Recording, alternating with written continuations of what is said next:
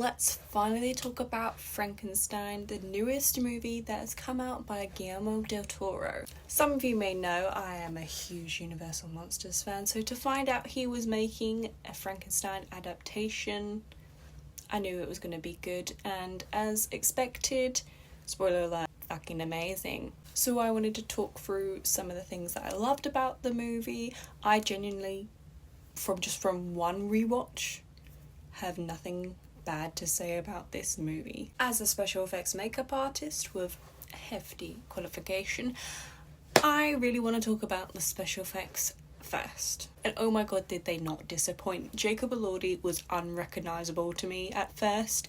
After a little bit of time, parts of his face started to be recognisable to me, but the fact that it took just over 10 hours is pretty amazing. And it's so heavily detailed. Every single prosthetic is not even laid together, apparently, not laid on top of each other like most prosthetics can do, so they had to put in the work for that. And the colouring itself was beautiful.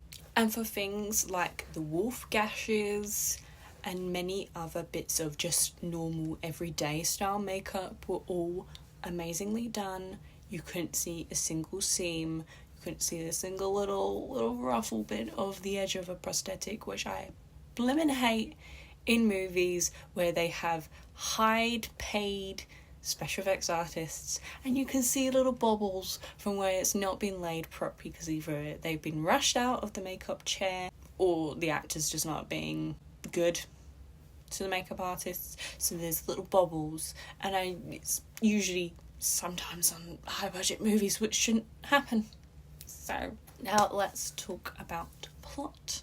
I feel like out of all the adaptations that I have personally seen of Frankenstein book, that this is the closest I've seen to any other adaptations. It follows along very closely to everything that happens in the book, obviously changing things here and there, but I feel it's the closest that we've gotten to a proper adaptation of this book. And I think Mary Shelley would be very, very proud, especially of how the creature looks compared to other representations where he's very, very monstrous. He's not beautiful in the sense of is a stunning creature. I've previously made a video about all the Easter eggs and all the references that it makes in this movie that I personally really love and wanted to share with other people. So you can watch that video, but yeah, there is plenty of more hidden Easter eggs that I didn't even know about from watching other people's videos, and I certainly need to rewatch this movie over and over again to even just get glimpses of those sorts of different Easter eggs that the lovely director has put into this movie. And the casting of this movie, obviously I know that Andrew Garfield was originally meant to be the monster. I think he would have done an amazing job, but the casting of this movie with Jacob Elordi was pretty amazing.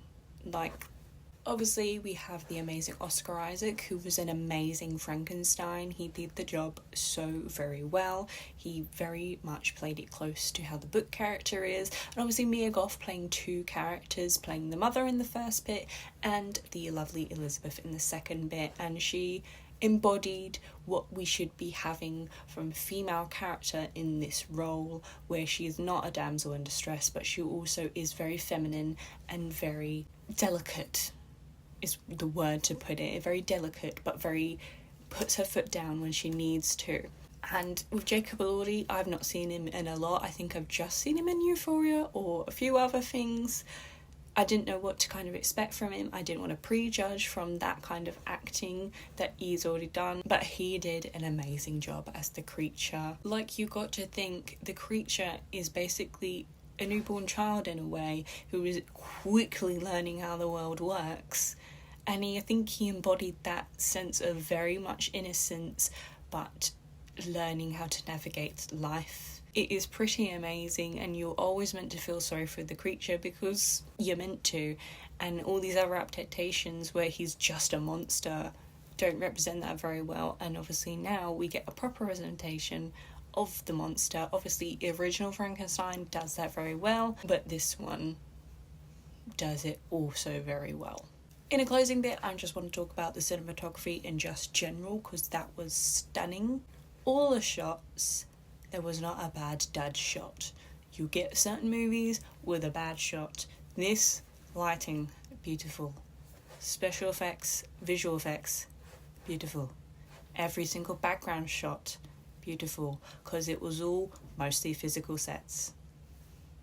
And if you have the budget to afford a physical set, instead of just using some bad CGI, use it.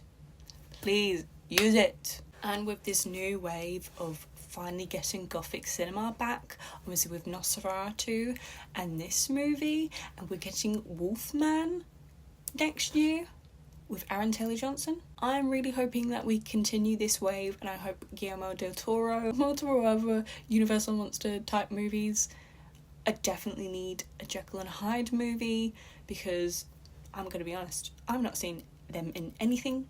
I think as a kid, for my GCSEs, that I saw something to do with Jekyll and Hyde. I loved the book, probably a bit more than the Frankenstein book, but I just need a good representation of them, because they're so good and so mysterious that I just need him to make all of them in a lineup.